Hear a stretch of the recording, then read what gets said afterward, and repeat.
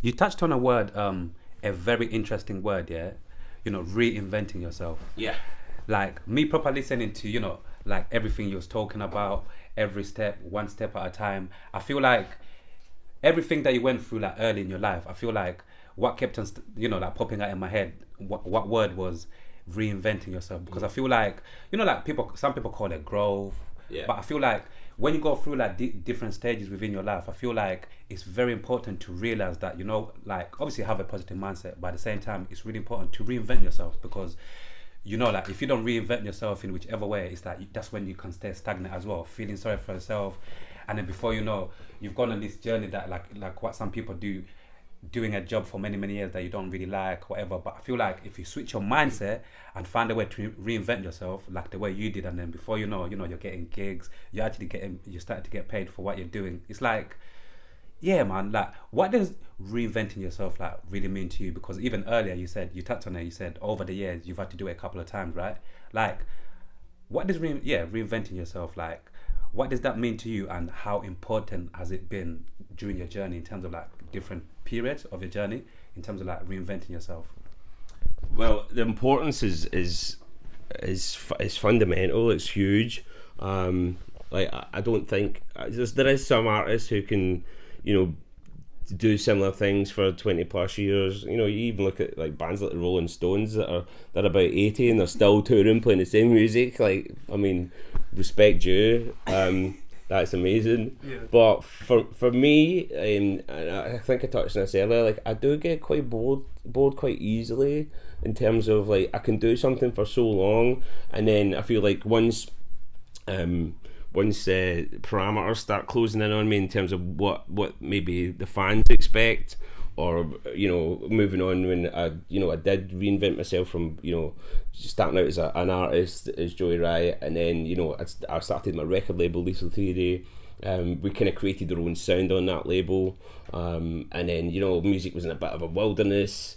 We then reinvented the sound of music on our label to this power stomp subgenre, which blew up really big. And then the UK scene was starting to go on a downward tip, and I could see that from the outside looking in. The raves were still busy, but I knew from being in it that I'm like, this hasn't got long left, man. So I want to start doing. Plus, I'd also felt like I'd hit a ceiling in terms of like how well I could do. I was playing the biggest parties, I was playing the main stages, and again, it's like how many times, from the outside looking in, people are like, you should be really thankful of that. You're getting to do that on the regular, and believe me, I was. But also, it's like, what else is there to life? It's like, it's a saying I say to people a lot. It's like, I'm sick of having the time of my life. Like, you can do, doesn't matter what you do. Like, if you're sitting at home bored and you're just playing PlayStation all day, you do that all day, eventually that's going to get boring. If you're touring the world all day, every day, and you're just getting in and out of planes and, jumping on stage, eventually, it does take longer to get bored, granted. But if you're just doing the same thing over and over, it gets boring. And that definitely traverses over to the music side of things as well. So sometimes to my detriment from a business perspective, like when things have been going really well, I'm like, I'm bored, man, I need to do something else. And people round about me as things kind of got bigger and stuff, I had like record labels and management and other outside influences saying, like, what you doing? You're kind of at the zenith. You could go bigger, but I'm like, I kind of feel like I've done everything I needed to do in this space I'm in. I want a new challenge, and I think one of the things, going back to kind of my origin story, I started off poorer than poor, so I'm like, I'm not scared to go backwards, man, because like, I'm quite comfortable eating beans and toast again. So it's no biggie. Plus, the thing is as well, like the amount of stuff that I've learned along the way each time I've had to reinvent myself, like breaking those barriers once, like getting that record out in a year when I gave myself a 2-year limit. That was like, I can do one thing. You hit that goal, and it's like you give yourself another goal. You break that down, and then you're like, I can do things. Like, as long as I apply myself and just keep going. And I've never described myself as talented. Really, I think talent's a real kind of misused word. It's really drive plus passion plus hard work. That's what talent is. It's how much you want something and how much time you devote to it. And I'm not really somebody that picks things up relatively quickly, but the more I do, push myself into uncomfortable positions and do stuff that I think is difficult, the better I get at doing more difficult things.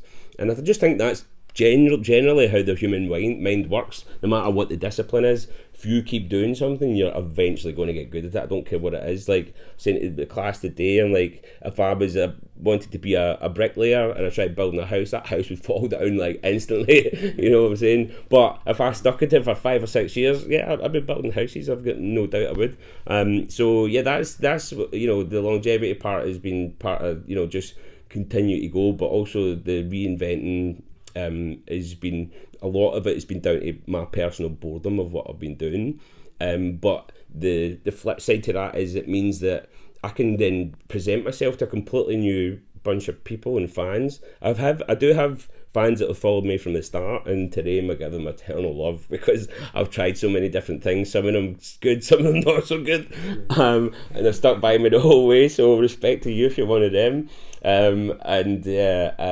but it's just always been about, it's important for me to please my fans, but it's you have to be selfish with your life a little bit in terms of like, you've got to make yourself happy. If you're spending your time making people happy that you've never met, it's great to go out and stand in front of a big audience and get cheered and people shout your name and stuff like that. Yeah, it's sick, man. There's no better feeling. It's better than any drug, anything you can imagine. It's the best feeling on earth. But again, like if you're going out there and you've got to the stage where, which has happened several times in my career, where I'm like, I'm not feeling this music anymore. Like I feel like the direction, maybe the scene that you're in is not going the right way, and then you're going out on stage and it's starting to feel like a chore. That's when it's game over. That's when it's like, right, okay, I've got to do something else. And that's why I've moved into all these different areas. I've done event promoting, run a record label. I even run a magazine at one point. I'm throwing myself into the teaching. It's how I met Shfiq, and I'm in this famous red sofa from the college up the road here in Haringey. That's been a great journey as well. It's just another part of reinvent myself. Maybe not as an artist, but as a human being, I'm reinventing myself and I'm finding a new version of me that I didn't even know existed. And it's more altruistic, where I can give back, because doing this for 20 years has been a phenomenal journey. But I feel like I've learned so much and also made so many mistakes that it's time for me to really share that knowledge and try and help others. So that's where I'm at now. You said, obviously you've done some magazine work before, you've had your own record label. Just a quick one, like in terms of like magazine work, like would you like in future, if another opportunity get presented to you, would you like to, to do more work within magazines? And also, what's going on with your record label? Do you still have it? And if not, what happened to it? Yeah, two good questions. I really enjoyed the magazine thing. I think it's tricky now because like nobody really reads magazines, man. They're not. It's the newspapers and magazines are they've got limited shelf life, literally. That I don't know how much that stuff will be going longer. Everybody just picks up everybody's reading off their phones these days, Yeah. But in terms of like from a writing perspective, I always enjoyed like English classes at school. I love writing. I do a lot of my own copy for the label and everything else, and at the time when we done the magazine, Core magazine, the idea between me and some friends was the boys a fanzine, like a free kind of small magazine that was given away at events called Reinventing, which was awesome, and I featured in it a bunch of times.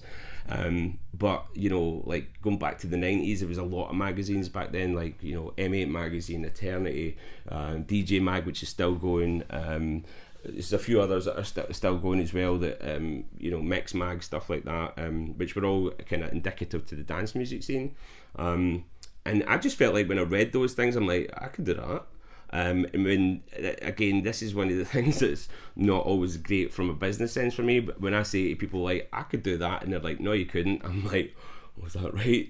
And then I go and do it, and I probably the couple of years I've really spent working hard on that magazine, I probably could have been more beneficial focusing on my music, because I was still doing the music but I was running the magazine, and I'm writing columns, I'm editing it, I'm working with the artwork guy, and then eventually kind of gave up the ghost of that, and seeing that was a market that just wasn't something that was going to continue. Just full stop, not just in the scene that we were in, but seeing that magazines were taking a dip in general. But I do really enjoy the writing side of it, so that's something I'll always enjoy doing. But how that would manifest in terms of getting something out there, who knows? Maybe a blog if I ever get time, or maybe there's a book inside me I think that's waiting to get out at some point as well. I've thought about that a number of times, to writing a book. Yeah, I've thought about doing one like just a kind of life story one, but also maybe a kind of work of fiction as well that's kind of semi-based on my life. So I've had a couple of ideas, and I did actually start writing a couple of things, but that's all to be remain to be seen for the future. But with the record label, it did run from 2006-7, late 2006 I think was our first release, and we ran through to, I'm trying to remember what year, it kind of fizzled out almost, but when it was at its height, we won 19 awards, we had 18 artists on the label at one point. We were continually voted the best record label at the Hardcore Heaven Awards, which was a great accolade. And we didn't just act as a label producing music. We signed new exciting artists. We tried to give them a platform.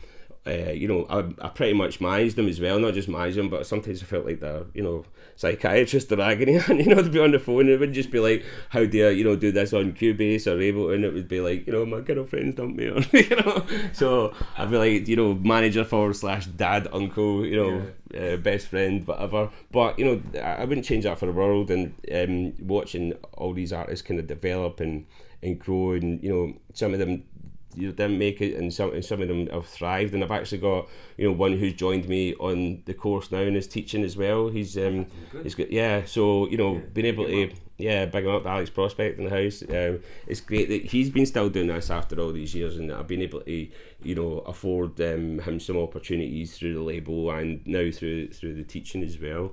And he it's a two-way door. I've learnt so much off signing these guys and girls as well. They've brought so much to me, because I think when you're signing new acts and younger people as well, as I was getting older, like they were the people that it was like boots in the ground. I was starting to become part of the furniture of the scene. Whereas when I was starting out, I was like, I'm like part of the crowd almost, and I've really got my finger on the buzz and everything, Whereas then I'm starting to become more of the old guard. But in signing these new exciting artists, they know exactly what the hype is, what the kids are into, and it's like I learn off them as much as they learn off me. So that was very much a two-way street. But the label started to fizzle off as I was doing the Destructive Tendencies stuff, which was the new act daily that me and two friends started. Then it became just two of us at one point, and that was a European hardcore act, which that was the biggest project I've ever done. We kind of blew up massively in Europe, and played across the globe, and we're playing huge festivals, like tens of thousands, 40, 50,000 capacity festivals, playing on main stage. One of the biggest kind of things we've done, we played at an event called Dominator. There's 40,000 people in front of us. We had Radio 1 there, who were doing I think it's still on the BBC website. It was a series on extreme festivals across the world, and they were doing some interviews. They were going to interview some people there and stuff like that. And because we were from the UK, we were like, we need to be talking to this guy. We need to have the camera crew. And we literally were all over that documentary. And I took the guy on stage, and he just blew his mind. The guy from Radio 1, he couldn't believe it, because they were terrified when they turned up to the festival, because the music's like really tough and hard, and and the crowd, they dress like quite terrifyingly. They all got big crazy masks on, and it's pretty extreme. It's all quite dark, but the people are the nicest people on earth. It's like if you go to a heavy metal concert, everybody looks terrifying, but then you talk to them, they're like the loveliest people ever, because they get all their aggression out in the music. And that's kind of what it was like with the European hardcore scene. The music's aggressive, the lyrics aggressive, everyone's dressed in dark, and they look, if you pass them in the street, you'd be like, oh, but they're the most lovely people ever, and that's what we managed to convey with the Radio 1 stuff as well.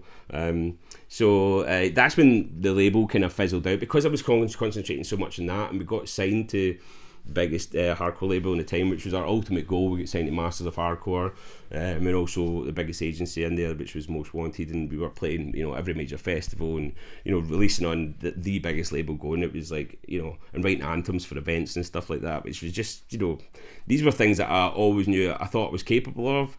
And it was the goals that I wanted to have. They were really far ahead goals, but, you know, but I knew I had to put in the work every day.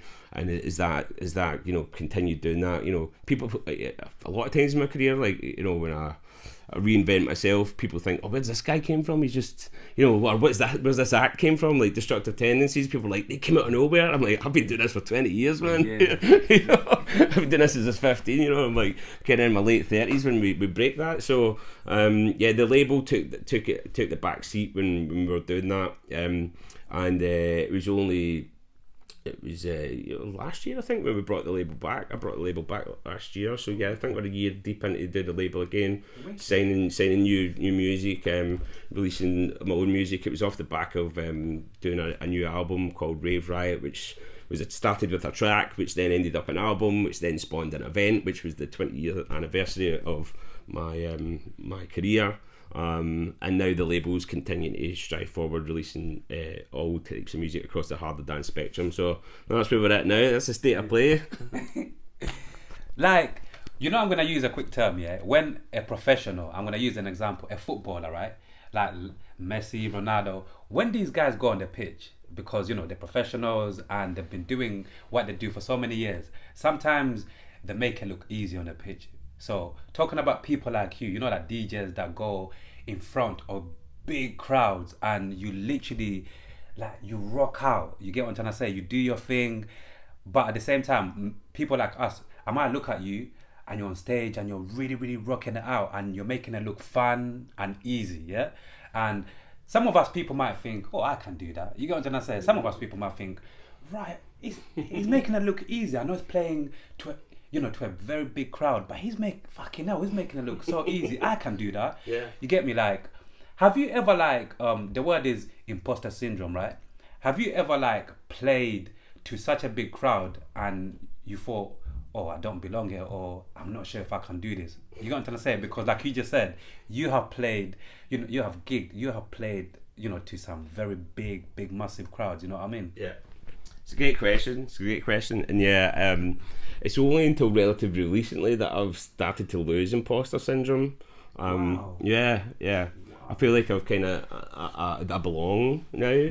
I've put in the amount of effort and stuff, but I mean, talking about Messi and Ronaldo and then Joey Riot, I mean, come on, behave yourself. But I do get the comparison in terms of like playing in front of crowds, and yeah, you do, I guess, make it look easy, and that's the thing. You want people to think I could do that, because like I mentioned back at the start, I was like, I went to a party and I looked on the stage and I was like, well, I could do that. Now it took me 10 years from that point to get to a point where I was like actually doing it as a professional, so it's not as easy as people think. But in the same side is that you need to be able to have that belief if you're ever going to have a go at it and make it. But the imposter syndrome has been real for a long time, and I think there's even bigger artists than me that still get it. And I think there's a two-sided thing to that. I think for me personally, I always thought my music lacked the substance that I could hear in my, other people that were round about me. But what I did know for a fact is that what I lacked, the areas where my game had holes, I made up for it in spades in other areas. So my performance, I knew that I could outperform anybody, in terms of like my stage energy, how I connected with the crowd. I mean, like when I was a kid, I was in front of the mirror with a tennis racket, playing AC/DC songs and thinking I was on stage at Wembley. So I've been doing that since I was 2. So yeah, I've been practicing to go on stages since I was, old enough to stand up pretty much. So that was a relatively easy transition, because when I was going to the raves as well, I was a guy at the front who was facing the crowd also. I'd be like to everybody, come on, let's go. I'd be hyping everybody else up. So that's what I say to people, was like, all that happened was I took a couple of steps back, and I was the same guy. I still acted the exact same, and that's how I connected with the audience. So when I felt imposter syndrome, it was never on stage. It was either before or after, but when I go on stage, it's like I flip a switch. It's literally a switch. You know, I don't get talk about nervousness sometimes as well. I get excited, but I never get nervous. I got nervous my very first ever show when I was like 15. But I think one of the key things to nerves, and I don't think nerves are a bad thing to anybody out there who gets nervous. I know some big acts that still do. It means you care, and it's not that I don't care that I don't get nervous. I just over prepare so much for things. So, you know, like for instance on the run up to my Riot show, my 20th anniversary thing, we're doing like a kind of almost documentary of the day, and I'm stressing it in my head, and I'd been stressing for 3 months about this, like to the point where I was like, you know, you couldn't live with me. I was a horrendous person to be around, actually, because all I'm doing is like over stressing about everything, making sure because I'm micromanaging every detail, the music, you know, how everything was run, and right up until there was a point where we had an Airbnb quite near the venue, and I'm getting kind of interviewed, getting ready for that. I'm like, I've got my laptop in front of me, and I'm like sorting music. I remember the camera guy saying to me, he's like, you're still awful stressed, like, are you going to have a good time tonight? Is this going to be alright? And I was like, I said, see, as soon as I shut this laptop and we walk out that door, I was like, I know there's nothing else I can do to prepare. So up until that point, I'm going to be stressed out and up, because all I'm going to do is think, is like, if I got everything, I'm going to check and double check and triple check until it's time to go. But when that laptop was shut and we're walking out the door, I can't go back. There's no point in worrying about what's going to be or what's going to, you know, F up or any of that kind of stuff. I can't deal with any of that. And all it is like, all the preparation means that I can now just go and enjoy myself. So anytime I step on stage, that's when imposter syndrome disappears, because I'm like, I've done the prep, it's time for me to have fun. And that's why, you know, if you have ever seen me on stage, and if you haven't, go and have a wee Google, have a wee search on YouTube, you'll see how animated I can get, and there is part of the showmanship in there, but it is genuinely me having fun. There'll be shows I go to where I'm like, I just can't be doing with this tonight, you know, I'm not feeling it. You know, I'm human at the end of the day. There could be stuff going on. There could be an argument at home. There could be, you know, financial problems. You know, my dog spewed up in my shoe. It could be any reason. You know, I can be grumpy as well. You know, I'm just like any human. You know, there could be just minor things that piss me off, and I can't be bothered doing the gig. But as soon as I walk up those stairs, the crowd reacts, and I get in, and I'm just playing my music up loud. I mean, I make my music for me first and foremost. So it's my favourite music is my music, because it's like, what can I think of that's the best thing in the world, and then I make it. So I'm getting to play something that I created that is my most fun thing to listen to, and at a very loud volume. That's just number one, that just gets me going crazy. And then when you see other people reacting to it as much as you are, then how can you not have a good time? And then the nerves just disappear. If there was ever any nerves there, they're long gone, and then it's just about having fun in the moment. So yeah, imposter syndrome it's gone.